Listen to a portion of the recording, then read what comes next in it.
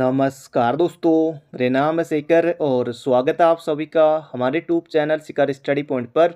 दोस्तों, इस वीडियो में हम देखने वाले हैं हिंदी के महत्वपूर्ण प्रश्नों को, तो आप वीडियो को अंत तक जरूर से देखिएगा। इसके अलावा दोस्तों, अगर आपने और पार्टों को नहीं देखा है तो उन्हें भी आप प्लेलिस्ट में आकर स्पीड बढ़ाकर जरूर से देख लीजिएगा। तो चलिए दोस्तों, वीडियो की शुरुआत करते हैं। सभी के सभी प्रश्न दोस्तों महत्वपूर्ण हैं, किसी न किसी एग्जाम में पूछे जा चुके हैं। पहला प्रश्न है यहाँ पर हमारा, निम्न में से कौन तद्भव शब्द है? एक होता है दोस्तों तद्भव और एक होता है तत्सम। तत्सम दोस्तों होता है संस्कृत के समान और तद्भव होता है संस्कृत से परिवर्तित रूप। दिनकर, प्रभाकर, दिवाकर और सूरज, तो चार यहाँ पर दोस्तों शब्द दिए गए हैं। इसका संयुक्त होगा दोस्तों, तद्भव हमसे पूछा है, ये हो जाएगा दोस्तों सूरज। सूरज दोस्तों, इसका जो तत्सम होगा वो होगा दोस्तों क्या? सूर्य। सूर्य दोस्तों होगा यहाँ पर तत्सम और सूरज हो जाएगा तद्भव। अब आप कहेंगे कि सूरज, दिवाकर, दिनकर, प्रभाकर, जी हाँ दोस्तों, ये सभी यहाँ पर सूर्य के पर्यायवाची हैं। दिवाकर, दिनकर, प्रभाकर, ये सभी दोस्तों हमारे सूर्य के क्या हैं? पर्यायवाची हैं। और इसका दोस्तों तद्भव क्या हो जाएगा सूर्य का? ये हो जाएगा सूरज। तो ऑप्शन नंबर डी। अगला प्रश्न है, कारतूस किस भाषा का शब्द है? सीधे सीधे दोस्तों एग्जाम में बनेगा, कारतूस किस भाषा का शब्द है? इसका सही उत्तर होगा दोस्तों फ्रेंच भाषा का शब्द है। तो याद रखेगा, एग्जाम आ सकता है, कारतूस है फ्रेंच भाषा का शब्द, बहुत ज़्यादा महत्वपूर्ण है, सीधे सीधे आपको याद रखना है। बढ़ते हैं आगे। अगला प्रश्न है, वह आई हो तो मेरी चिट्ठी उसे दे देना, कौन सा काला गजब? दोस्तों इसका सही उत्तर हो जाएगा, क्या आपको लग रहा है कि ये संदिग्ध वर्तमान है, संभाव्य वर्तमान है, तात्कालिक वर्तमान है या सामान्य वर्तमान है? तो इसका सही उत्तर होगा दोस्तों संभाव्य वर्तमान। वह आई हो तो, वह आई हो तो मेरी चिट्ठी उसे दे देना, यहाँ पर दोस्तों होगा क्या? संभाव्य वर्तमान काल, जिसमें वर्तमान काल में कार्य के पूरे होने की संभावना हो तो उसे दोस्तों कहते हैं संभाव्य वर्तमान काल। तात्कालिक नहीं करना है, सामान्य नहीं करना है। इसका सही उत्तर ऑप्शन नंबर बी हो जाएगा इसका सही उत्तर। अगला प्रश्न है दोस्तों, हमारा समाज उन्नति के पथ में है, इस वाक्य में किस प्रकार की अशुद्धि है? हमारा समाज उन्नति के पथ में है, वचन बिल्कुल ठीक है, लिंग ऐसा भी कुछ नहीं है, संज्ञा दोस्तों नहीं हो जाएगा, कारक। अब कैसे? हमारे समाज, सॉरी हमारे नहीं, हमारा समाज उन्नति के पथ में नहीं दोस्तों, उन्नति के पथ में नहीं, पथ पर है। हमारा समाज जो है वो उन्नति के पथ पर है, हो जाएगा कारक संबंधी अशुद्धि यहाँ पर हमें देखने को मिल रही है। अगला प्रश्न है, विशेष वह शब्द होता है? एक होता है दोस्तों विशेषण और एक होता है विशेष्य। सबसे पहले बात कर लेते हैं दोस्तों, विशेषण किसे कहते हैं? संज्ञा या सर्वनाम की विशेषता बताने वाले शब्द वो कहलाते हैं विशेषण, बिल्कुल याद रखें। और विशेषण जिस संज्ञा या सर्वनाम की विशेषता बताता है उसे कहते हैं विशेष्य। तो जिस शब्द की विशेषता बताई जाती है वो होता है दोस्तों हमारा क्या? विशेष्य। तो ये हो जाएगा हमारा ऑप्शन नंबर ए। जबरदस्त क्वेश्चन है, पूछा गया था। आपकी सब राह देख रहे हैं, रेखांकित में कौन सा सर्वनाम है? रेखांकित आपको किया गया है तो आप प्रश्नवाचक नहीं है, आप कोई संबंध में निश्चय भी नहीं, निजवाचक। आप दोस्तों हो जाएगा निजवाचक, क्योंकि दोस्तों ये आप निजवाचक स्वयं के लिए, खुद के लिए प्रयुक्त होता है दोस्तों, ये हो जाएगा निजवाचक सर्वनाम हो जाएगा हमारा आप। तो बढ़ते हैं अगले प्रश्न की तरफ। अगला प्रश्न है, आजकल भारत की जनता भी अधिकाधिक शिक्षित हो गई है, रेखांकित शब्द का वचन है। तो आपको दोस्तों ये पूरी लाइन जो है, इतनी जो पूरा वाक्य है यहाँ पर, ये आपको नहीं देखना है, सिर्फ आपको जनता, यहीं पर आपकी नज़र जानी चाहिए, जनता क्या है? तो जनता दोस्तों बहुवचन नहीं होगा, जनता दोस्तों है एक वचन। तो ये आपको याद रखना है, जनता हो गया। इसके अलावा दोस्तों भीड़, भीड़ जनता भी स्त्रीलिंग है, भीड़ भी स्त्रीलिंग है। ये दोस्तों हमारे कैसे शब्द हैं? चलो स्त्रीलिंग तो हो गए, लेकिन दोस्तों ये हमारे होते हैं एक वचन, नित्य एक वचन में आते हैं। तो बिल्कुल याद रखिएगा बहुवचन दोस्तों नहीं है। जैसे दोस्तों प्राण क्या है? प्राण बहुवचन है, प्राण, आंसू, ये दोस्तों बहुवचन है। तो इसका सही उत्तर जाएगा यहाँ पर जनता जो है ये एक वचन में, नित्य एक वचन। अगला प्रश्न है, चौ, छ, जौ, झ, यो। तो ये दोस्तों उदाहरण है, तो चौ वर्ग यहाँ पर दोस्तों चौ छ जौ झ। दोस्तों ये हो जाएगा स्पर्श स्पर्शी संघर्षी व्यंजन, स्पर्शी संघर्षी व्यंजन हमारे चौ छ जौ झ। तो ये आपको याद रखना है। अंत्यस्थ व्यंजन दोस्तों य र ल और वो, ये हो जाएंगे दोस्तों हमारे कैसे अंत्यस्थ व्यंजन। तो बढ़ते हैं आगे। अगला प्रश्न है हिंदी वर्णमाला में वर्ण है। दोस्तों कितने वर्ण होते हैं? तो 52 होते हैं। सीधे सीधे आपको याद रखना है, ये तो आपने बचपन से ही सीखा होगा। अब कौन कौन से होते हैं दोस्तों? जैसे आएगा कि स्वरों की संख्या कितनी होती है, तो मूल स्वर दोस्तों कितने होते हैं? 11, री भी इसमें है। इसके अलावा दोस्तों अयोगवा कितने हो गए? अंग और अह, ये हो गए 2, कितने हो गए दोस्तों? 13 हो गए ना, 13 हो गए। इसके अलावा मूल व्यंजन दोस्तों कितने होते हैं? उनकी संख्या होती है कितनी? 33। संयुक्त व्यंजन 4 जोड़ लीजिए छ त्र ग्यों स्रो। इसके अलावा दोस्तों और जोड़ लीजिए कौन सा? संयुक्त व्यंजन हो गया। इसके अलावा दोस्तों द्विगुण व्यंजन, वो भी दोस्तों हो गए कितने? 2। तो कुल मिलाकर दोस्तों ये 52 पहुंच जाते हैं, बाकी जोड़ लीजिएगा। अगला प्रश्न है ध्रुपद गायन का संबंध किस भाषा से? ये है दोस्तों ब्रज भाषा से संबंध है ध्रुपद गायन का, ये आपको याद रखना है। ग्वालियर के राजा मान सिंह तोमर ध्रुपद गायन की दोस्तों रचना की थी। तो बढ़ते हैं आगे। अगला यहाँ पर निम्नलिखित में से कौन सा शब्द सूर्य का पर्यायवाची नहीं है? सूर्य दोस्तों दिनकर कहा जाता है, सूर्य को यहाँ पर हमारा अंशुमाली कहा जाता है, रवि कहा जाता है।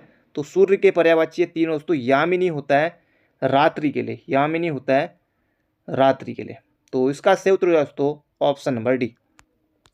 अगला प्रश्न है जो प्रमाण से सिद्ध न हो सके के लिए एक शब्द है। जो प्रमाण से सिद्ध न हो सके, अप्रमाणित, अपरिमित, अनप्रमाणित, तो ऐसा कुछ नहीं होता, या अपरमेय। तो प्रमाण से सिद्ध न हो सके के लिए एक शब्द दोस्तों अप्रमाणित आपको नहीं करना है, गलती हो जाएगी।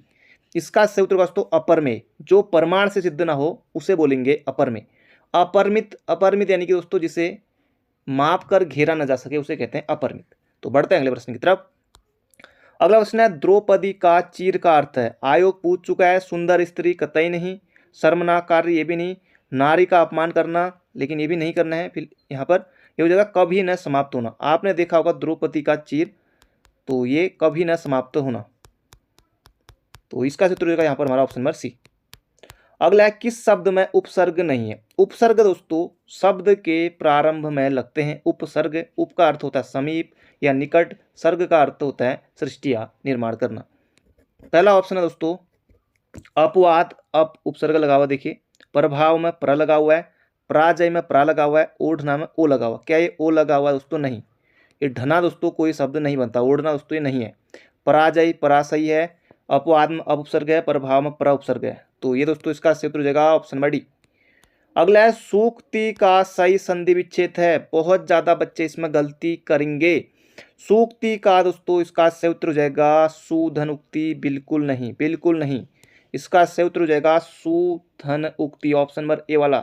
सु दोस्तों रहेगी छोटी, सुधन उक्ति ये होगा। उ और उ दोस्तों ये दो उ मिलकर ये बनेंगे बड़ा उ। तो ये होगा दोस्तों कौन संधि होगी? ये होगी दीर्घ स्वर संधि। तो दीर्घ संधि है यहाँ पर, ये हो जाएगा दोस्तों यहाँ पर हमारा ऑप्शन नंबर ए। एक उ इसमें है, एक उ इसमें है, तो बन गया बड़ा उ। तो यहाँ पर पहले से बड़ा हुआ है तो छोटा हुआ दोस्तों नहीं, ये हो जाएगा हमारा ऑप्शन नंबर ए। अगला है निम्न में से कौन सा वाक्य सरल वाक्य नहीं है? तो सरल वाक्य दोस्तों लड़का दौड़ता है, सीधा सा, सरल सा, प्यारा सा वाक्य। बंदर पेड़ पर चढ़ रहे थे, तो इसमें भी कोई कुछ ऐसा है नहीं, तो बंदर पेड़ पर चढ़ रहे थे आसानी से, ये भी सरल वाक्य है। मैंने लड़के को बुलाया, ये भी दोस्तों सरल वाक्य है। तो तीनों दोस्तों सरल वाक्य है, तो अपने आप ही हो जाएगा इसका सही उत्तर ऑप्शन नंबर डी। इस मेले का उद्देश्य है कि व्यापार में वृद्धि हो। दोस्तों ये हो जाएगा मिश्र वाक्य। अगला प्रश्न है सलेस अलंकार होता है। इस तरह के क्वेश्चन दोस्तों अक्सर एग्जाम में आते हैं। जैसे आपसे पूछ लिया जाएगा कि अनुप्रास है, आयोग ने पूछा था इस तरह का प्रश्न, अनुप्रास है, शब्द अलंकार, अर्थालंकार, उभयालंकार, इनमें से कोई नहीं।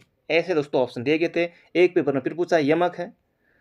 तो सलेस दोस्तों कैसा अलंकार है? ये है दोस्तों शब्दालंकार। अगर आप बीएड की एग्जाम की तैयारी कर रहे हैं या अन्य कोई एग्जाम की तैयारी कर रहे हैं, और भी छोड़कर यूपी त्रिपल तो है ही है, जहां भी दोस्तों अलंकार है हर जगह प्रश्न आता है। इस तरह के प्रश्न बनते हैं लगभग सभी परीक्षाओं में।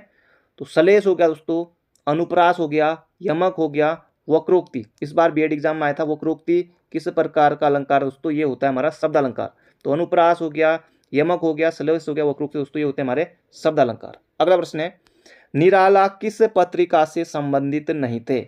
आयोग दोस्तों प्रश्न जरूर पूछता है। सूर्यकांत त्रिपाठी निराला हमारे सिलेबस में बिल्कुल है। यहाँ पर दोस्तों है मतवाला, फॉरेस्ट गार्ड में आ चुका है। मतवाला के संपादक कौन थे? निराला। समन्वय दोस्तों ये भी निराला। इसके अलावा सुधा पत्रिका दोस्तों ये भी निराला, सूर्यकांत त्रिपाठी निराला। महाप्राण भी इनको कहा जाता है, इनसे संबंधित है। इंदु पत्रिका के दोस्तों संपादक थे कौन? जयशंकर प्रसाद। तो ये भी हमारे सिलेबस में है। इंदु पत्रिका, जयशंकर प्रसाद। पढ़ते हैं अगले प्रश्न की तरफ। अगला प्रश्न है, किस लेखक के इतिहास ग्रंथ में सर्वप्रथम हिंदी साहित्य का काल विभाजन मिलता है? जबरदस्त दोस्तों क्वेश्चन है। इसका सही उत्तर हो जाएगा यहाँ पर हमारा जॉर्ज ग्रियर्सन। बहुत ज़्यादा महत्वपूर्ण है, तो याद रखिएगा, एग्जाम में आ सकता है। अगला प्रश्न है, 1973 में साहित्य अकादमी पुरस्कार प्राप्त आलोक पर्व किसकी रचना है? तो ये दोस्तों हमारे सिलेबस में भी है, बाकी ये तीनों हमारे सिलेबस में नहीं है। तो इसका सही उत्तर दोस्तों हजारी प्रसाद द्विवेदी। 1973 में इनको साहित्य अकादमी पुरस्कार मिला था आलोक पर्व के लिए, ये आपको याद रखना है। इसके अलावा दोस्तों इनका उपन्यास है बाण भट्ट की आत्मकथा। सीधे सीधे एग्जाम में आएगा। बाण भट्ट की आत्मकथा हजारी प्रसाद द्विवेदी जी का उपन्यास है। इसके अलावा दोस्तों चारु चंद्रलेख, ये भी इनका उपन्यास है। अनाम दास का पोथा, ये भी इनका उपन्यास है। इसके अलावा इन्होंने हिंदी साहित्य की भूमिका वो भी लिखी है। तो बढ़ते हैं दोस्तों अगले प्रश्न की तरफ। हिंदी के दोस्तों 20 क्वेश्चन पूरे हो गए हैं। अब यहाँ पर हम देखते हैं महादेवी वर्मा जी के बारे में दोस्तों कुछ महत्वपूर्ण चीज़ें जो आपके एग्जाम की दृष्टि से महत्वपूर्ण है। ये दोस्तों एनसीईआरटी बुक में है। तो ये है दोस्तों महादेवी वर्मा, ये आप देखिए यहाँ पर महादेवी वर्मा। तो इनके बारे में कुछ चीज़ें हम जान लेते हैं जो आयोग सीधे सीधे एग्जाम में पूछता है। पहला प्रश्न दोस्तों आपको ये याद रखना है कि महादेवी वर्मा का जन्म कब हुआ था? आयोग दोस्तों 2 या 3 बार पूछ चुका है। देखिए एनसीईआरटी में सीधे सीधे लिखा है इस तरह से, 1907 में हुआ था। और डेट सहित आपको याद रखना है 26 मार्च, लिख लीजिए अगर आपको याद नहीं है तो 26 मार्च 1907 को महादेवी वर्मा का दोस्तों जन्म हुआ था उत्तर प्रदेश के फर्रुखाबाद में। ये आपको याद रखना है। बाकी ये महिला विद्यापीठ में प्राचार्य दोस्तों आपको ये नहीं पढ़ना है। 1987 में देहांत हो गया था, क्या पता ये आ सकता है। जैसे प्रेमचंद्र का देहावसान कब हुआ था? तो ये हुआ था 1936 में, ये आयोग ने पूछा हुआ था, तो क्या पता पूछ लिया जाए। महादेवी जी छायावाद के प्रमुख कवियों में से एक थी। निहार रश्मि नीरजा सांदी गीत, दोस्तों ये निहार रश्मि नीरजा सांदी गीत दोस्तों ये क्रम भी आयोग ने पूछा हुआ था। सीधे सीधे ये भी आपको याद रखना है। तो निहार रश्मि नीरजा यामा, यामा के लिए दोस्तों इनको ज्ञानपीठ मिल चुका है। दीपशिखा ये भी इन्हीं की रचनाएं हैं। इसके अलावा दोस्तों यहाँ पर जो दिया गया है कविता के साथ साथ उन्होंने गद्य रचनाएं भी लिखी जिनमें रेखा चित्र ये दोस्तों आ चुका है। अतीत के चलचित्र आयोग दोस्तों पूछ चुका है। स्मृति की रेखाएं बहुत ज़्यादा महत्वपूर्ण है। पथ के साथी, श्रृंखला की कड़ियाँ दोस्तों ये सभी के सभी महत्वपूर्ण हैं। सीधे सीधे एग्जाम में ये बनेंगे। महादेवी वर्मा को साहित्य अकादमी एवं ज्ञानपीठ से सम्मानित किया गया है। भारत सरकार ने उन्हें पद्म भूषण से अलंकृत किया है। अभी दोस्तों कब कब किया है ये हम अभी यहाँ पर देखेंगे। महादेवी वर्मा दोस्तों ज़्यादा यहाँ पर देखते हैं। अब आगे हिंदी साहित्य में छायावादी युग के 4 स्तंभों में से एक महादेवी वर्मा को आधुनिक युग की मीरा दोस्तों आधुनिक मीरा के नाम से जाना जाता है। ये बहुत ज़्यादा महत्वपूर्ण है। आधुनिक युग की मीरा दोस्तों किसे कहा जाता है? ये कहा जाता है महादेवी वर्मा को। बहुत ज़्यादा दोस्तों महत्वपूर्ण है, एग्जाम में याद रखेगा। और निराला जी ने इन्हें महादेवी वर्मा को विशाल मंदिर की सरस्वती कहा था। महादेवी वर्मा को ये है दोस्तों महादेवी वर्मा। यहाँ पर देखिए महादेवी वर्मा का जीवन परिचय दोस्तों ये हम देख चुके हैं। पिता का नाम गोविंद प्रसाद वर्मा था। आगे बढ़ते हैं, महत्वपूर्ण बिंदु पर ही बात करेंगे। इसके अलावा दोस्तों छायावादी कौन कौन है? जयशंकर प्रसाद हैं, निराला जी हैं, सूर्यकांत त्रिपाठी निराला, सुमित्रा नंदन पंत और महादेवी वर्मा। महादेवी जी का जीवन दोस्तों इतना आपको नहीं पढ़ना है। आगे बढ़ते हैं, इनकी रचनाएं निहार नीरजा सांदगी दीपशिखा मानी जाती है। तो काव्य संग्रह दोस्तों ये देखिए इनका दोस्तों क्रम पूछा गया था। इन चारों रचनाओं का दोस्तों क्रम पूछा था आयोग ने 2018 की परीक्षा में। निहार, रश्मि, नीरजा, सांदीगीत, इनको आगे पीछे 4 ऑप्शन सेट कर दिए थे आयोग ने और वही यहाँ पर पूछ लिया था 1 नंबर के लिए। तो इनको जोर से याद रखिए, निहार, रश्मि, नीरजा, सांदीगीत। देखिए क्रम से 1930, 32, इतना दोस्तों सन आपको नहीं भी याद रहेगा तो चलेगा, लेकिन फिर भी थोड़ा बहुत याद कर लीजिए। दीपशिखा इन्हीं का है। सप्तपर्णानुदित, प्रथम आयाम, अग्निरेखा, ये भी इन्हीं का है। गद्य साहित्य की दोस्तों बात करें, अतीत के चलचित्र बहुत ज़्यादा महत्वपूर्ण है। स्मृति की रेखाएं, ये भी आपको याद रखना है। मेरा परिवार, पथ के साथी, ये भी आपको याद रखना है। आगे बढ़ते हैं, ललित निबंध, छड़दा, कहानी गिल्लू है, ये गिल्लू कहानी भी याद रखेगा। ये प्रश्न भी दोस्तों बन सकता है। गिल्लू कहानी किसकी है? ये है दोस्तों महादेवी वर्मा की। अगला प्रश्न है चिंतन के क्षण, दोस्तों ये भी इन्हीं का है, ये भी याद रखेगा। बाल साहित्य, ठाकुर जी भोले हैं, आज खरीदेंगे हम ज्वाला, ये भी इन्हीं का है। 1982 में दोस्तों इन्हें ज्ञानपीठ मिला था, बहुत ज़्यादा महत्वपूर्ण है यामा के लिए, ये आपको याद रखना है। सक्सेरिया पुरस्कार ये इन्हें मिल चुका है। पद्म भूषण मिल चुका है। पद्म विभूषण दोस्तों ये इन्हें कब मिला था? 1988 में, मरणोपरांत। पद्म भूषण दोस्तों इन्हें मिला था कब? 1988 में। बहुत ज़्यादा महत्वपूर्ण है तो याद रखिएगा। 1988 में पद्म भूषण मरणोपरांत दिया गया, बहुत ज़्यादा महत्वपूर्ण है। तो महादेवी वर्मा के बारे में दोस्तों हमने देख लिया है। इसके अलावा दोस्तों महादेवी वर्मा ने 1936 में रामगढ़ दोस्तों नैनीताल में है, यहाँ दोस्तों एक बंगला बनाया था जिसका नाम क्या रखा था? मीरा मंदिर, ये भी आपको याद रखना है। एक दोस्तों इनकी और रचना है भक्तिन, ये याद रखिएगा, ये प्रश्न भी सीधे सीधे एग्जाम बन सकता है, आयोग ने पूछा था। भक्तिन में दोस्तों मुख्य पात्र है, जो मुख्य किरदार है वो है दोस्तों लक्ष्मी। तो किरदार का नाम भी याद रखिएगा लक्ष्मी का। और भक्तिन भी किसकी रचना है? ये है महादेवी वर्मा की। भक्तिन दोस्तों रेखा चित्र है। भक्तिन रेखा चित्र में मुख्य किरदार है लक्ष्मी और भक्तिन रेखा चित्र किसका है? महादेवी वर्मा का। तो महादेवी वर्मा से दोस्तों लगभग इतना ही था। बाकी यहाँ पर हम देख लेते हैं अनुस्मारक पत्र। ये दोस्तों सीधे सीधे परिभाषा बनती है, बाकी अगले वीडियो में हम देखेंगे अनुस्मारक क्या होता है। अनुस्मारक स्मरण पत्र ये दोस्तों कब लिखे जाते हैं? जब कोई पत्र ध्यान आकर्षण के लिए भेजा जाता है तो इस प्रकार के पत्र को स्मृति पत्र, ध्यानाकर्षण पत्र, अनुस्मारक पत्र कहते हैं। किसी भी मंत्रालय या विभाग अथवा किसी कार्यालय से पूर्व प्रेषित पत्र पर मांगी गई कोई सूचना, निर्णय अथवा कोई टिप्पणी उपयुक्त समय पर अगर प्राप्त नहीं होती तब इस प्रकार के प्रारूपण का प्रयोग किया जाता है। ये प्रारूप प्रायः सामान्य शासकीय पत्रों की ही भांति होते हैं।